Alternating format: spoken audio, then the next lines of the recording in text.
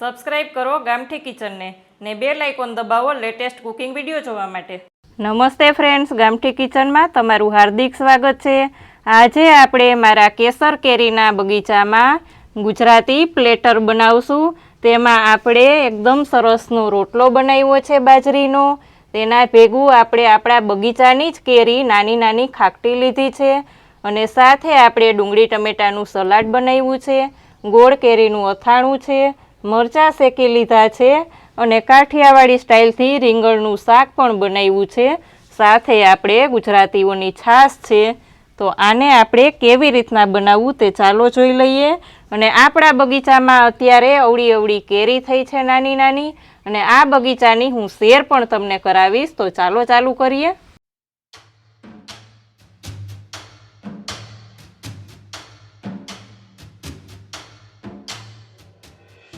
આજે આપણે કાઠિયાવાડી રીંગણનું શાક કેવી રીતના બનાવવું તે જોશું।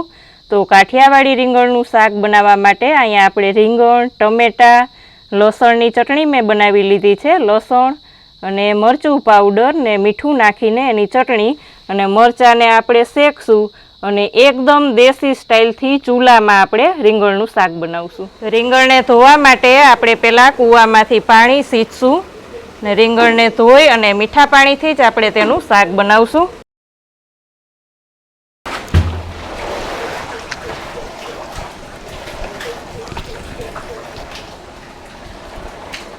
બધા રીંગણને આપણે પહેલાં ધોઈ લીધા હતા। હવે નાના નાના કટ કરશું પાણીમાં, જેથી કરીને કાળા ના થાય। વધારે પડતું નાનું કટિંગ એ નથી કરવાનું। આજે આપણે એકદમ સરસ ચૂલામાં શાક બનાવવાના છીએ, તો એકદમ શાક ચૂલાનું સરસ થશે। ફ્રેન્ડ્સ, આજે આપણે આવ્યા છીએ મારા કેસર કેરીના બગીચામાં। તમે જોઈ શકો છો કેટલું સરસ વાતાવરણ છે। અને આપણે આજે ચૂલામાં રીંગણનું શાક એકદમ કાઠિયાવાડી સ્ટાઇલથી બનાવશું। આ રીંગણનું શાક ચૂલામાં અને મીઠા પાણીથી પકાવશું એટલે ખૂબ જ સરસ થશે। હવે આપણે બધા જ પીસ આવી રીતના કરી લેશું રીંગણના। રીંગણના પીસ થઈ ગયા છે, અને આમને પાણીમાં રાખી દેશું અને આપણે ચૂલો પ્રગટાવશું। ચૂલો આપણો સરસ પ્રગટી ગયો છે। હવે અહીંયાનું સ્પેશિયલ વાસણ હોય તે જ આપણે મૂકશું। અહીંયા અમે વારંવાર બગીચામાં આવતા હોય અને શિયાળામાં તો સ્પેશિયલ અડદની દાળ બનાવતા હોય। તો અત્યારે ગરમી છે એટલે અડદની દાળ ના ભાવે, એટલે આપણે રીંગણનું બનાવશું। કઢાઈ મૂકીને એમાં આપણે તેલ મૂકશું। 2 મોટા ચમચા જેટલું મેં તેલ મૂક્યું છે। તેલ ગરમ થાય એટલે આપણે એમાં રાઈ અને જીરું બેય મૂકશું। રાઈ સરસ તતડી જાય એટલે આપણે અહીંયા લસણની ચટણી બનાવેલી છે। લસણ, મરચું પાવડર અને મીઠું તે નાખશું અને બધું મિક્સ કરી દેશું। બધું સરસ મિક્સ થઈ જાય એટલે આપણે એમાં ચપટી હળદર નાખશું। રીંગણને લઈ લેશું।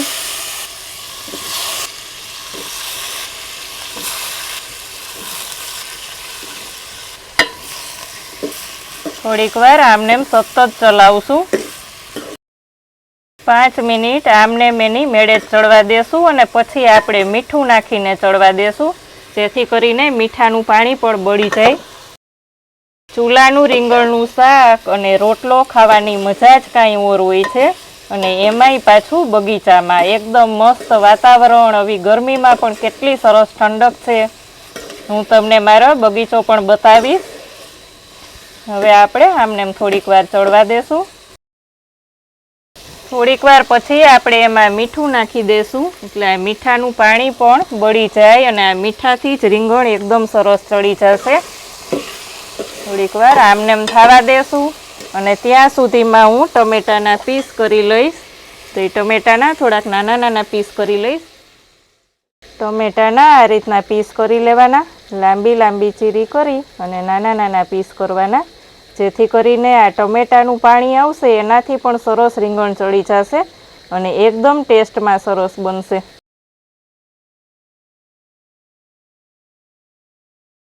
ટમેટા આપણે કાપી લીધા છે, રીંગણમાં એડ કરી દેશું.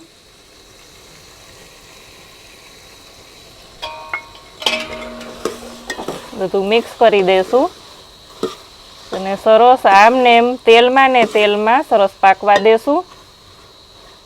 થોડીક વાર રાખી દેશું.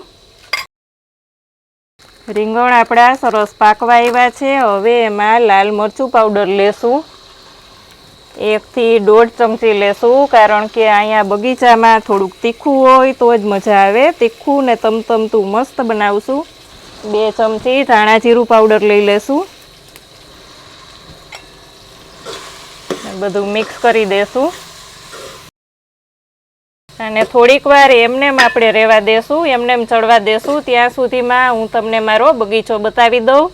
તો ચાલો આપણે બગીચો જોઈ લઈએ.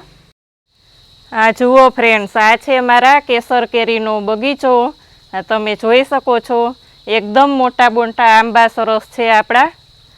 અને અત્યારે મોટી મોટી થોડીક ખાખડી થઈ ગઈ છે અને એનું વાતાવરણ કંઈક અલગ જ છે.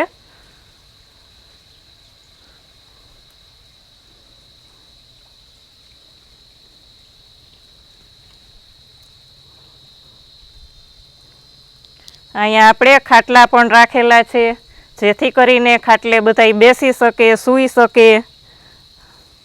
હવે શાક આપણું સરસ પાકી ગયું છે. એમાં થોડોક રસો આપણે જોતો હોય તો થોડુંક કૂવામાં સિંચેલું મીઠું પાણી આપણે લઈ લેવાનું. જેટલો રસો જોતો હોય તેટલું પાણી લેવાનું. થોડુંક વધારે પાણી નાખશું, જેથી રસો કરશું એટલે કોઈને રોટલો ચોરીને ખાવો હોય તેમાં મિક્સ કરીને તો પણ મજા આવે. એટલે આપણે થોડોક રસો રાખશું. સરસ આપણું શાક પાકી ગયું છે.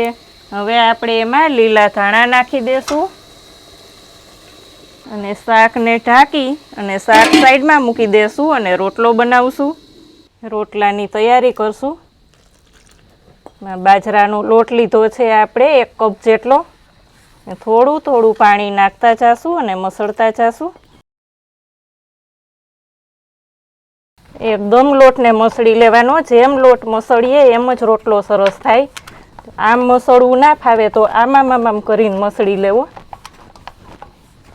થોડું થોડું પાણી નાખતું જવાનું, ઢીલું પણ ના થઈ જાય તે પણ ધ્યાન રાખવાનું. એકદમ મસળી વધારે લાગે તો આપણે થોડુંક કાઢી નાખશું. બીજા રોટલો બનાવશું બીજો, તેમાં ઉપયોગમાં લઈ લેશું. જોઈએ એટલું લઈ લેવાનું અને આમ એકદમ ગોળ ગોળ કરી અને પછી રોટલો ટીપવાનો છે. આ રોટલો થોડોક જાડો રાખશું, જેથી કરીને આ તાવડી ખૂબ જ તપી ગઈ હોય અને તાપ પણ ચૂલાનો વધારે હોય એટલે બળી ના જાય.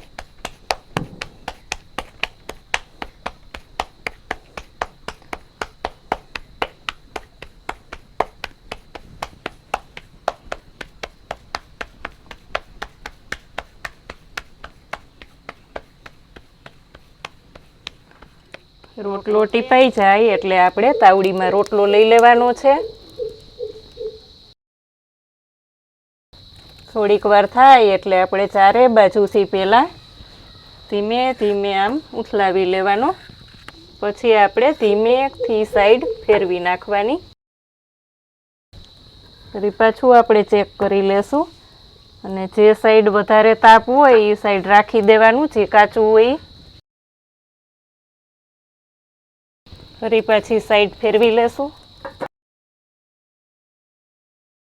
હવે આપણો રોટલો એકદમ સરસ તૈયાર છે. જમવાની તૈયારી કરશું. દેશી ઘી લગાવી અને એકદમ સરસ આપણો રોટલો તૈયાર છે. હવે જમવાની તૈયારી કરશું. મરચાંને આપણે શેકી લેશું. આ મરચાં શેકેલા ખાવાથી ખૂબ જ સરસ ટેસ્ટ આવશે એનો. તાવડીમાં મૂકી અને આપણે શેકી લેશું. ઘણીવાર આપણે આ ભઠ્ઠામાં મૂકીને પણ શેકતા હોય, થોડાક રાખવાળા જેવા થઈ જાય એટલે આપણે તાવડીમાં મૂકીને શેકી લેશું તેને. તો ફ્રેન્ડ્સ, આપણું જમવાનું તૈયાર છે. તમે જોઈ શકો છો ગરમ ગરમ રોટલો છે, ગરમ રીંગણનું શાક છે અને આપણે આપણા બગીચાની જ કેરી છે. અત્યારે આ કેરી અવળી અવળી થઈ છે, નાની નાની ખાખડી. ડુંગળી ટમેટાનું સલાડ છે, ગોળ કેરીનું અથાણું છે, શેકેલા મરચાં છે ને છાશ છે. એ સિવાય તો બીજું કાંઈ ઘટે જ નહીં. તો ફ્રેન્ડ્સ, તમને મારી રેસીપી આજની કેવી લાગી તે કોમેન્ટ કરી અને ચોક્કસ કહેજો. કોમેન્ટ ચોક્કસ કરજો ને વિડીયોને લાઇક ને શેર કરજો. ચેનલમાં નવા હોય તો સબસ્ક્રાઈબ કરીને બેલ આઇકોન દબાવજો. આવજો ફ્રેન્ડ્સ.